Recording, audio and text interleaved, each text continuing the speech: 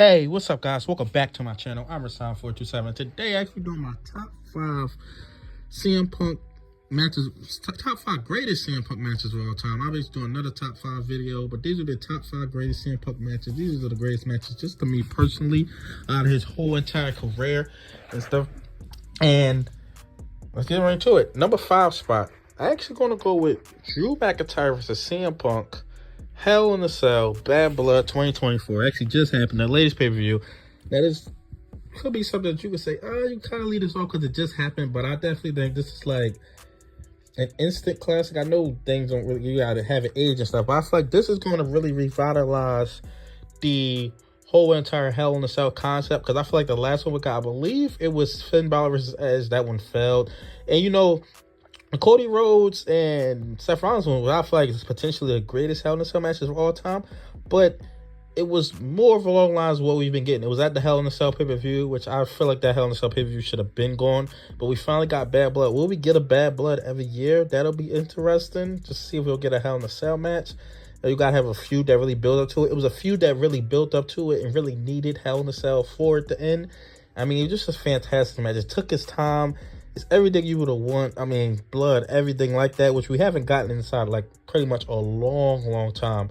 We haven't really even gotten that. But yeah, just a fantastic match. Watching this from start to finish, the entrances, the atmosphere of it. It did kick off tonight. It wasn't the main event. We know why it wasn't the main event, because everything that happened on the rest of the show, really at the main event and the end of the show, why it didn't main event. But you go, yeah, this was the best match on the show. It should have main evented, but main event, forget it. It just is what it is. But CM Punk picked up the victory inside this match, which is such a great match, man. Definitely go check. Well, I mean, it just happened, so I'm assuming that everybody watched this actually went to go check this match out. But yeah, just a fantastic match. Number 4 spot. I'm actually going to go with a throwback. This is actually SummerSlam 2009, Jeff Hardy versus CM Punk. This is just such a great match. This is probably John Cena and Edge is up there as well, but this is probably my favorite TLC match. Will I go with Cena and Edge or this? I don't know. Either out of one of those, like, probably my favorite TLC match. But it's just such a great match. This is basically, well, it really wasn't a blow off because they had the Friday Night SmackDown match after this, but this was the really cap off to their feud. TLC.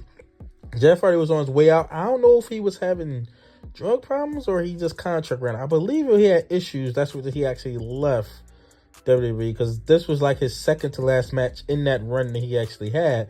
But yeah, fantastic match. Everything you want out of TLC match is in this match right here. And this was a great feud. This was actually Punk actually first went heel. It was like, is he a heel? Is he not a heel? Then he kind of turned heel once he cast it in. And then by this time he was a heel because he's about to go on the feud with The Undertaker and everything like that. But yeah, I absolutely love this match. Definitely recommend checking out this match. CM Punk actually picked up the victory inside this match. And this actually, like I said before, led to this feud with The Undertaker. The Undertaker actually returned on this night and actually attacked CM Punk. But this is pretty much the send-off to Jeff Hardy. They had the loser leaves dirty steel cage match, which was another great match. I mean, they had a lot of great matches this year. Jeff Hardy had a lot of great matches, but that CM Punk Jeff Hardy feud I thought was just great. Number 3 spot. Now this is going to be, I guess, controversial because a lot of people put this number 1, but it's not number 1 to me. Money in the Bank 2011 in Chicago. CM Punk vs. John Cena Dirty Championship. This is when he played up the whole storyline of CM Punk actually leaving, which his contract did end that day. He actually said he signed the contract right before this match actually took place, and that's what actually led to all this. But the build up to this, I was watching every single week at this time, and CM Punk really revitalized Monday Night Raw in WWE, because I'll be completely honest, and this was me back then where I didn't really get bored of wrestling, but this was really a downtime for WWE. The roster was not that great. You just had Batista leave, Shawn Michaels leave, Undertaker wasn't full-time anymore, Triple H, who else left? Edge. It was just all the stars. Chris Jericho was going at this time, so just like, what is really going to, I really felt like that summer, it was really Mark Henry and CM Punk really revitalized everything for WWE and really made it really watchable again, because this was a great storyline. This led to CM Punk's title reign, then his long title reign. But yeah, this storyline was absolutely fantastic, and I really feel like it revitalized WWE at that time. And then you had the pipe bomb lead into this. I believe that took place in Vegas, where, what was it, John Cena R-Truth? This one they was pushing R-Truth as a main eventer as well.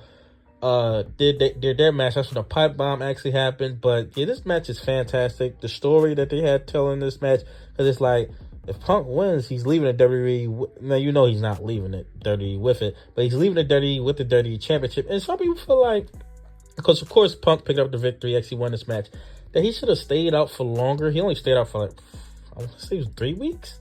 He was on TV. I kind of feel that way, but then it's kind of like, how long did you expect him to set him out? I mean, I heard some people say they should have set him out to like the end of the year or like the next year. It's like, you really think they're going to do this hot storyline and then sit him out for like 6 months? Like, that's just super unrealistic to have him set up for that long. Did he come back too soon? I mean, I guess he did. Did they kind of ruin it with the SummerSlam match and Del Rio cashing it in and then all this convoluted stuff with Kevin Nash? I mean, yeah, but I still think it was great.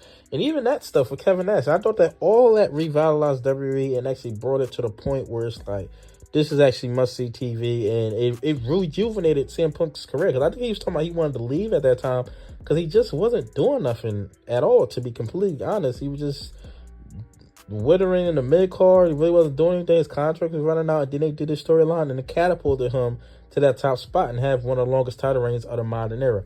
My number 2 spot is actually John Cena versus CM Punk again. Their Monday Night Raw. I want to say it was March. I can't remember the date. It was March 2013. I just say March 2013 is when it actually took place. But this was fantastic. I remember watching this match live, and it just was. I think that this was their best match. I know some people would say. I mean, every match they really put on was great. I would say their worst is probably SummerSlam 2011, maybe. Because I feel like that was a step down from Money in the Bank. But I feel like this is their best match that they ever put on. I mean, you had John Cena put on the Hurricane Rana, the story of this match. Because a lot of people felt like that it should have been a triple threat. They should have added CM Punk, which this was for the spot to face The Rock. So a lot of people feel like maybe Punk should have been added. I kind of feel like it should have been a triple threat match. That would have made the match 10 times better. Because that John Cena Rock match just really wasn't that good, to be completely honest. But yeah, just a fantastic match. And of course, Cena picked up the victory. This one he went on to face The Rock because Punk was looking like, what am I? And that was my number 2 spot. And at my number 1 spot, I got CM Punk versus Brock Lesnar, SummerSlam 2013. Just a fantastic match. This is probably my favorite Brock Lesnar match ever, just period. I think even in his first run, this is better than all that. No disqualification. Just the realism of the match, the brutality of this match. And I feel like this was Brock Lesnar really, because some people feel like it was beating the streak, which really catapulted him to going on that run of WWE champion and basically beating everybody and everything like that. I feel like this really started. Because if you think about it, he had the Cena match, which was really great. The Cena match was great. But then those Triple H matches really just didn't do it for me, to be completely honest. And that was really a problem. I was like, his run is just, he was showing up. And then another problem is, even though the Cena match was great, he lost to Cena. And then he lost to Triple H.